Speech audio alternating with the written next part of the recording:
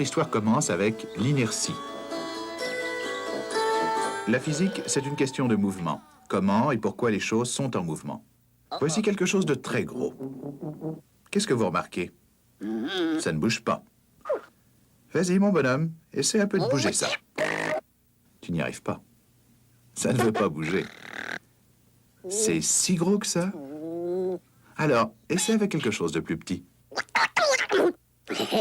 Bon, t'as fini par bouger ça, un petit peu, mais quel effort! C'est à croire que ça ne voulait pas bouger. Même les petites choses sont réticentes au mouvement. Même pour déplacer un caillou, il faut faire un effort.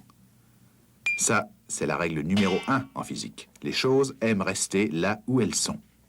Dans l'univers, aucun objet ne bougera de son propre chef, à moins qu'une force le pousse ou le tire. C'est comme si tous les objets étaient paresseux. Mais pourquoi la physique traite-t-elle du mouvement si les objets ne souhaitent pas être en mouvement?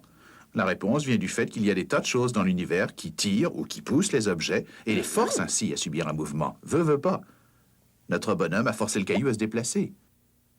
Et puisque les choses sont paresseuses, il s'attend à ce que son caillou s'immobilise aussitôt que possible, n'est-ce pas? Erreur. Aussi bizarre que cela puisse paraître, lorsque le caillou était immobile, tout ce qu'il voulait, c'était rester ainsi. Maintenant qu'il est en mouvement, tout ce qu'il veut, c'est continuer à être en mouvement. En fait, ce qu'il voudrait, c'est continuer ce mouvement encore et toujours. S'il ralentit, même s'il s'arrête, c'est parce qu'il rencontre d'autres choses en chemin. La résistance de l'air, les accidents du sol, ou un arbre.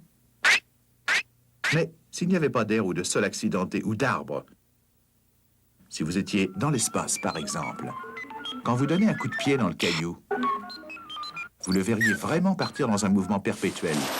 Il ne s'arrêterait jamais. Alors, est-ce qu'on a le droit de traiter les objets de paresseux? Si le caillou bouge, c'est pas de la paresse, ça. Si, c'est de la paresse. L'effort est le même pour arrêter le mouvement que pour le démarrer. Quand vous faites du patin à glace, vous sentez ça très bien? Vous savez, quand votre mouvement ne rencontre aucune résistance et que ça semble plus facile de glisser plutôt que de s'arrêter, eh bien, c'est la même chose pour le caillou. S'il ne rencontre rien sur son chemin, disons, si rien ne vient l'aider à s'arrêter, il faudra qu'il fasse l'effort de s'arrêter lui-même. Et il est beaucoup trop paresseux pour ça. Ce qui nous amène à modifier notre règle de physique numéro 1, soit les choses aiment rester là où elles sont, pour les choses aiment à continuer ce qu'elles sont déjà en train de faire. Si une chose est immobile, elle veut le rester. Si elle est en mouvement, elle veut demeurer en mouvement. Autant dire qu'il y a beaucoup de paresse dans l'univers.